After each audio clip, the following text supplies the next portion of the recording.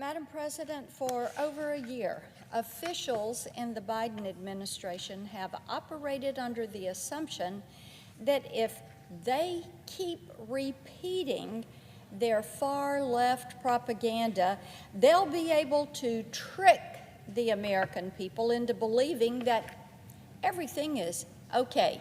Don't believe what you see. Don't believe what you're reading. Don't believe what you're hearing from friends and neighbors. Just believe us. Everything's fine. Prices aren't high, crime's not high, borders not open. Everything's just fine. Problem is, Tennesseans know better than to believe this. They have figured it out. They know that the economy is not in a good place. They know high gas prices aren't Putin's fault. And they know that spikes in crime and drug overdoses, this is not normal. But most importantly, they know that standing aside and letting the country fall apart is not what a normal presidential administration does. It is far from it. The White House has worked overtime trying to convince the American people that reports of the chaos along our southern border are exaggerated. This is one of the most dangerous falsehoods the Biden administration has tried to sell. And here is why. In May, this month of May this year, Border Patrol encountered more than 177,000 unique individuals trying to cross the border. Border Patrol doesn't have the manpower or the resources to control this wave of illegal immigration. I know it. I think my Democratic colleagues know it. Certainly the ones that have taken the time to go to the border know it. And no doubt the Biden administration knows it. As I said, in May of this year, 177,000 different individuals were encountered trying to cross that border.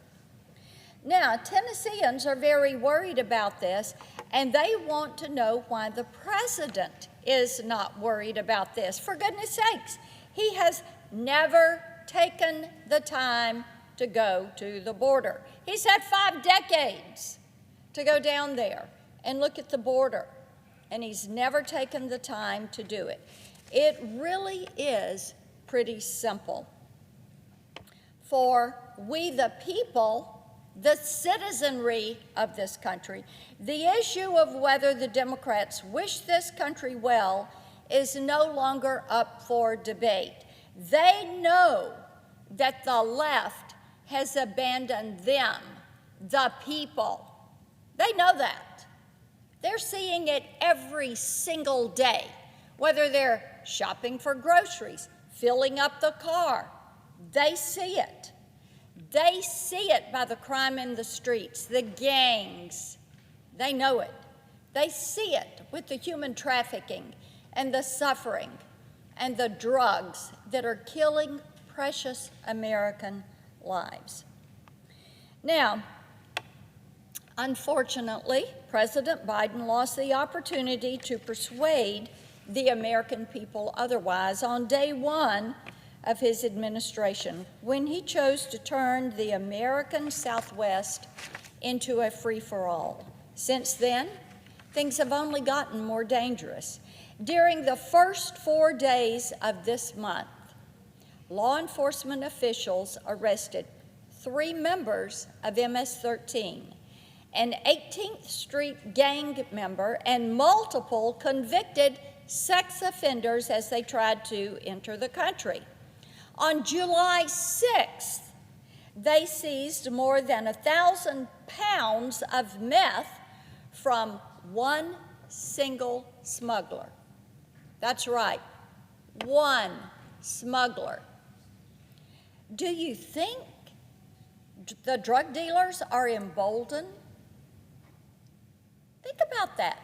1,000 pounds of meth. So far this year, they've seized more than 8,000 pounds of fentanyl, which is enough to kill a small country. And here is the question I would pose to the president. How many people and how many pounds of drugs made it in while Border Patrol agents were busy with the smugglers and criminals they managed to catch? Where did the gotaways go?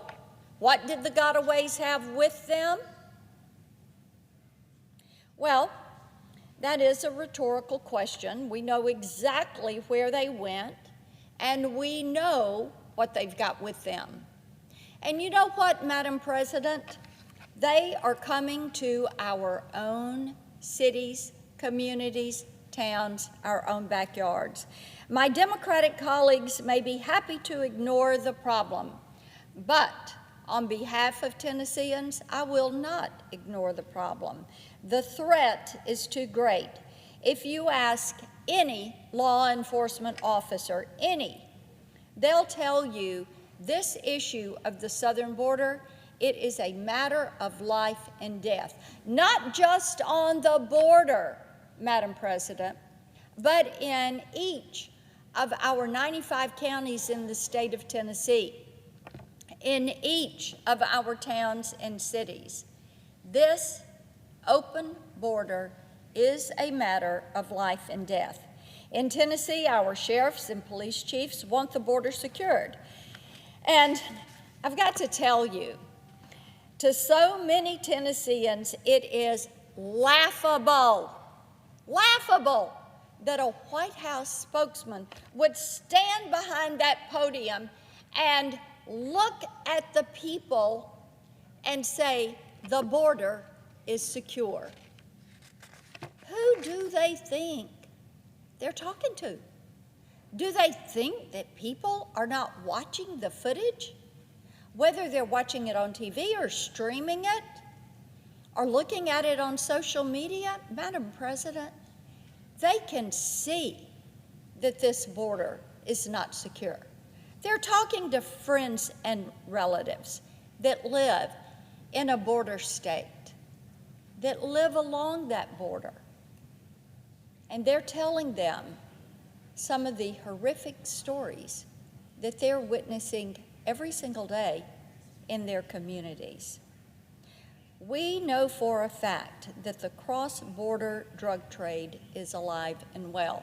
Who's getting rich off this open southern border? Take a guess. The drug cartels. The drug cartels.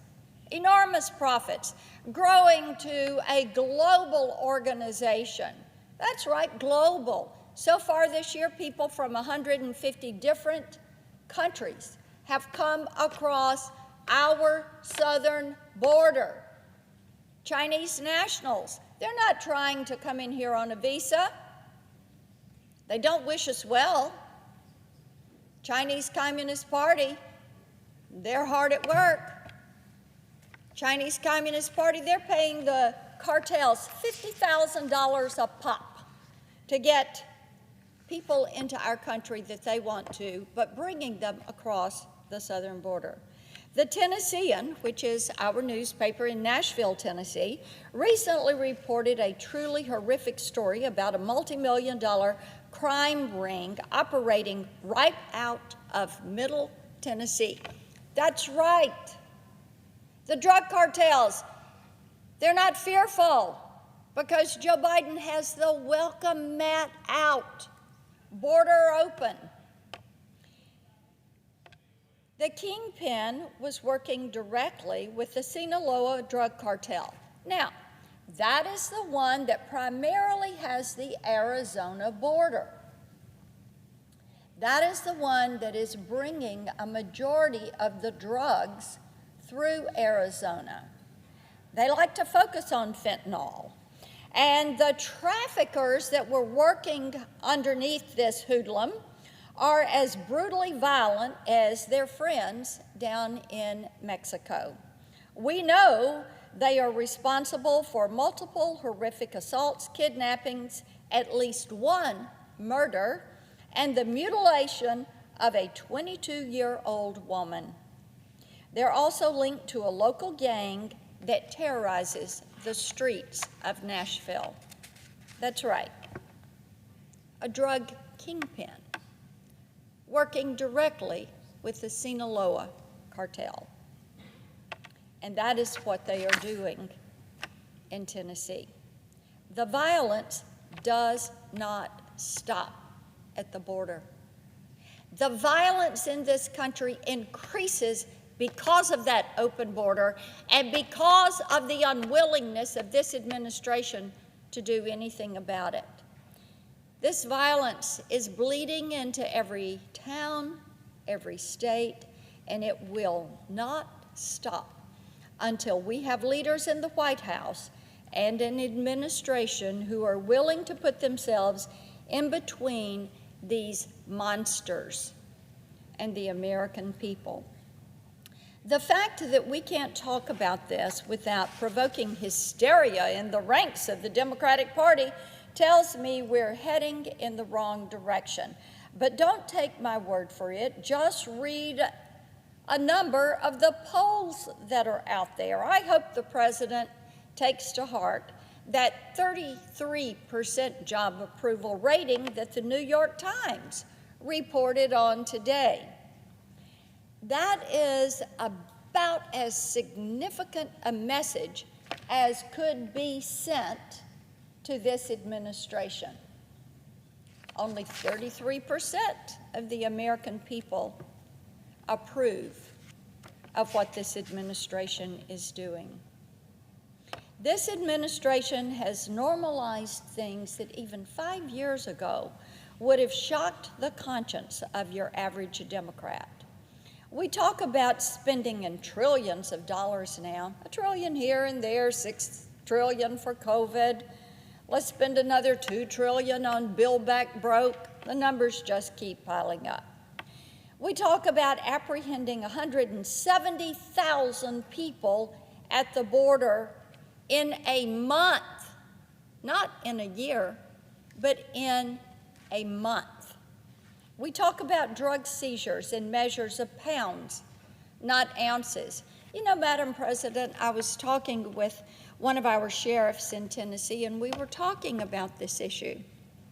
And he said, you know, Marsha, we used to apprehend drugs, and it would be in grams or it would be in ounces.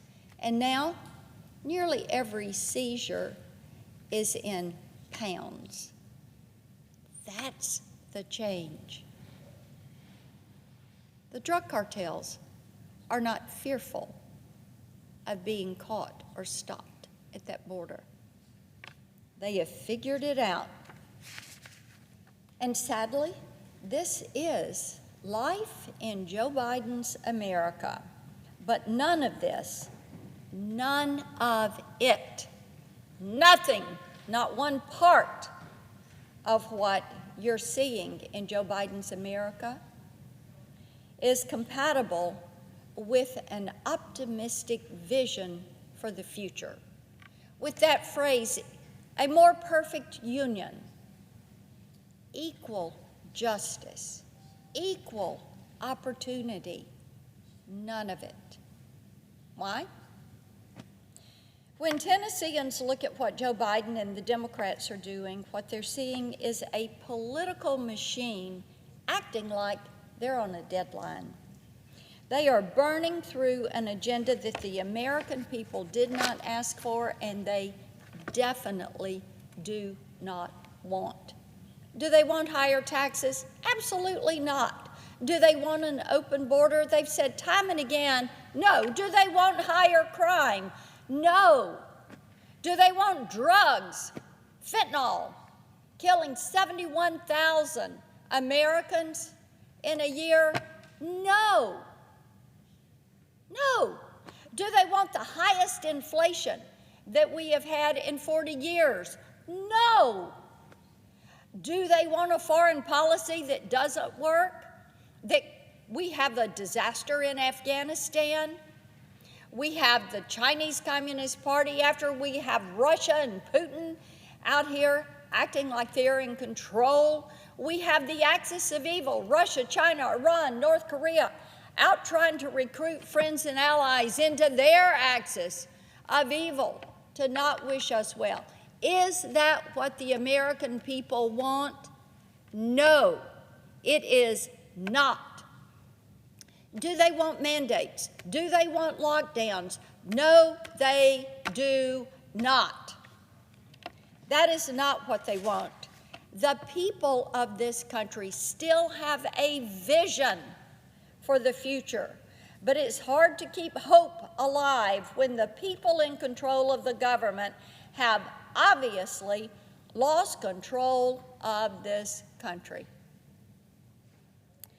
I love going around Tennessee, and I love having great conversations with people who will tell you they're Democrats or Republicans, and they want to know if the Democratic Party is delusional. Are they obsessed with the socialist agenda? Are they out of touch with what it feels like to not have money to fill up the gas tank, to not have money to buy that full bag of groceries? The idea that their president would allow our border to be open to drug cartels and smugglers to take advantage of us, the people, terrifies Tennesseans. But it also is something that makes them angry because they know Joe Biden could do something about this if he wanted to. They know that the Democratic Party, which runs everything in this town, the House, the Senate, the White House, they could do something about this if they chose to.